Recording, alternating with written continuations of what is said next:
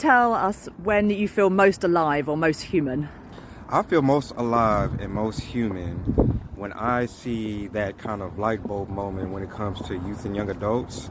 Once you've, been kind of hands-on working with them for a duration of time, and they finally, it clicks for them, right? Whatever that skill set is, whatever that message is you're trying to convey or get across, I think I feel most alive when they just kind of feel like, I think I got it, And can you tell us about a moment of humanness in your work? Moment of humanness in my work, I would say, is when I community organize. When I am in underserved communities or what they may say poverty-stricken communities, I feel most alive. I feel like I'm around my people. I feel like it doesn't take a lot for us to be happy and for us to find joy and create fellowship. We break bread, right? We share culture. We have our own language. We have our own sense of understanding, and I just feel the most comfortable. And can you tell us about what a more human justice system would look like?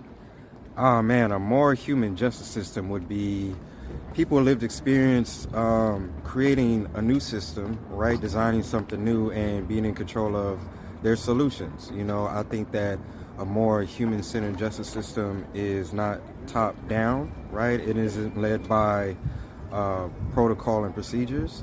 I think that a more human justice system is, of course I'm abolitionist, right? So something that's just brand new and out with the old in with the new, something that's community driven, close in proximity to, your neighborhood or where you grew up at, your family, things of that nature. And you're giving second chances or forgiveness instead of punishment, right? And that's what I think. So. And where is that currently happening? Are there any pockets of the future that you can explain to us? Yeah, there's a few models I think that are going around right now. Some are in Texas, I would like to say in Ellis County. There's some restorative kind of approaches when it comes to their youth system. Of course, it's not like a big facility or like a lot of beds in there. It's more like a diversion program and a temporary stay. I think there's a few parts in Washington. I've seen a few models that, we can kind of copy. Houston and the Opportunity Center, they got some good things going on where they're teaching kids that furthering your education looks different, right? Everybody doesn't want to go to college. Some people want to have a skill or a trade, or some people want to go, do different things for work. And I think that, the executive director over that Opportunity Center is doing some pretty good work too. Amazing. Thanks so much, Dieter. Absolutely. No problem. Thanks for having me. When do you feel most alive? When do you feel most human and energized? I feel human, alive, energized when I can help those who are deprived of opportunities for their lives. And can you give me an example from your work of a moment of humanness? I can bring the example of cell exhibition of artworks of prisoners. So it was the first time in Armenia when those artworks were presented to the public in a public space.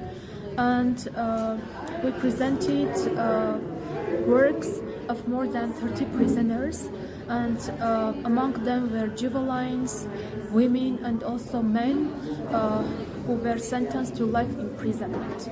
And I was surprised to see that the public was interested in that event, and the most important part of the event was that all the income was transferred to prisoners. For many of them, it was the first time when they were able to earn money for themselves. Mainly their families helped them, and one prisoner who was sentenced to life imprisonment said that he is already 40 years old, but it was the first time that he earned by himself.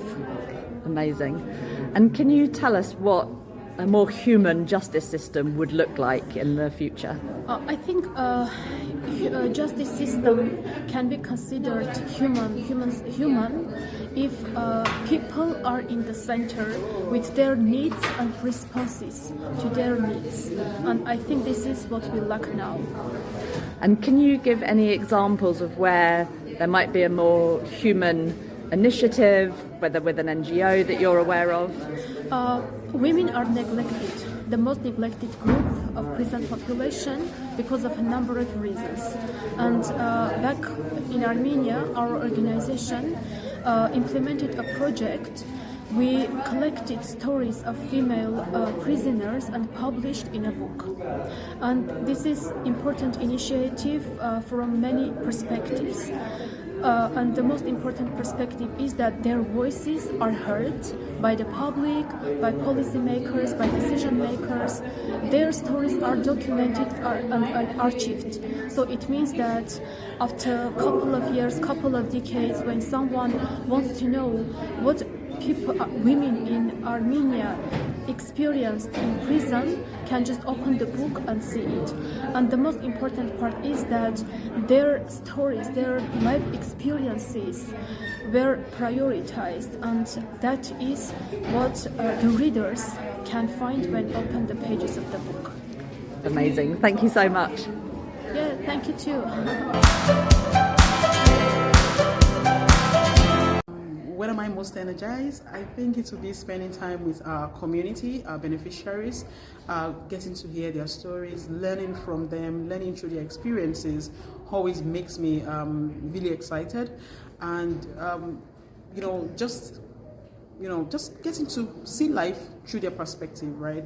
I've also learned to be much more graceful. I think it has taught me to be graceful towards people, to be graceful towards their experiences and what they've gone through, and to just be much more human, actually, much more human, because by the time you know that there's really no difference between you and the people you serve, they just have their own peculiar experiences that you need to respect, right? And that has been a very good learning for me. Could you tell me a time, a moment when you've experienced humanness in your work? Well, I would say that it was working with one of the formerly incarcerated women who was in our halfway house, and sitting down with her to hear her story, and she made me understand that 6 months before she was incarcerated, she had lost 3 children to fire outbreak, and I was broken, like, what? And going through that, losing 3 children, and afterwards, like shortly 2 months after you got incarcerated, I had to ask her, how did you scale through that? Because that's a lot of trauma to have carried within that time, and that's really brought out a very empathetic part of me, really, and it stayed with me to just, like I said, be much more graceful. And the interesting thing about the case is, I read it on the news when it happened, so it was interesting to finally see the person who it had happened to, and to hear the story from her perspective, not from the perspective of the media or journalist or what is out there, but from her own perspective, right? And really, he made me very graceful. And what would a more human justice system look like? I think a more human justice system would be a justice system that is more people-centered, to see people the way they are, and to want to meet them where they are, provide the support, and be graceful, giving them the opportunity to want to, be much more than where they are. And that can only happen by providing the necessary support. And when I say support, I mean quite holistically, supporting them through the journey of the justice system. And have you seen an example of this in your work in your country? Example of that in my work, if I'm talking about my organization, yes. We're constantly reminded to be much more focused on the people we serve rather than the process or the system. So yes, but have I seen that in the country as a whole? I feel like there's still a lot of, we're still far behind of putting people at the center of justice, moving past the punitive approach of the justice system to really people-centered approach, because that's where the change comes from. Thank you so much. Thank you, Nina.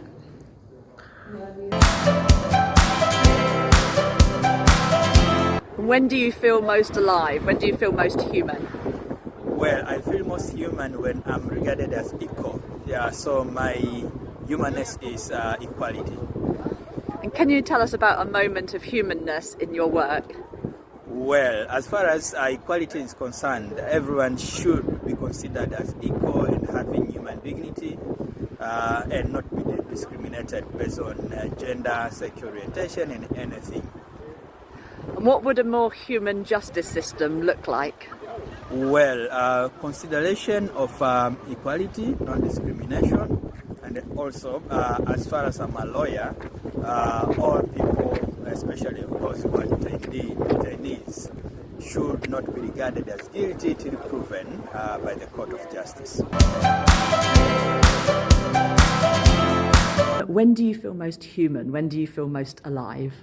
I think it was even just like yesterday that we did this great conference, and then we could bring a young girl who was still detained, take her with us to work a day, to get outside and to really be a part of everything we're trying to do and trying to change.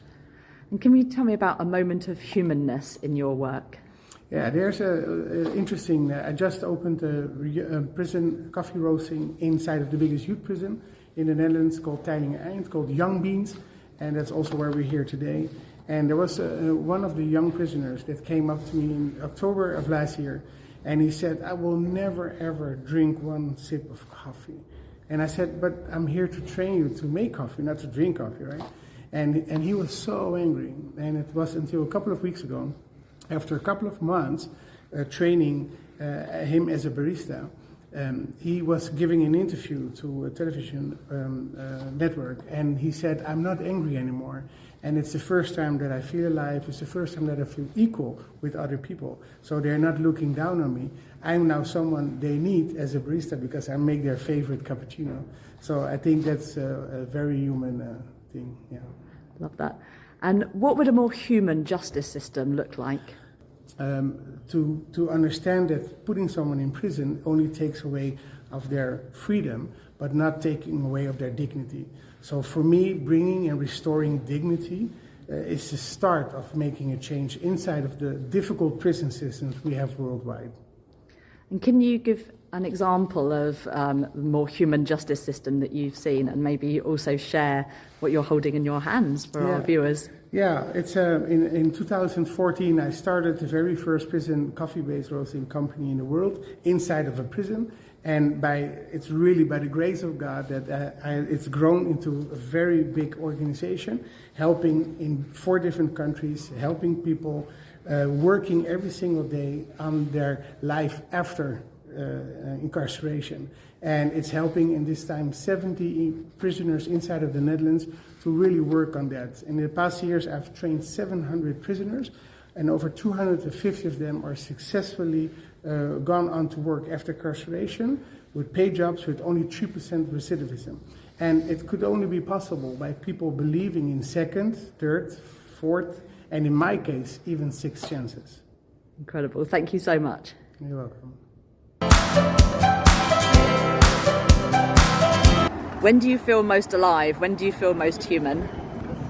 Cuando salí en libertad y pude llegar a casa y abrazar a mi hija, fue el momento en el que me sentí más viva, en que volvía como a reiniciar, a comenzar.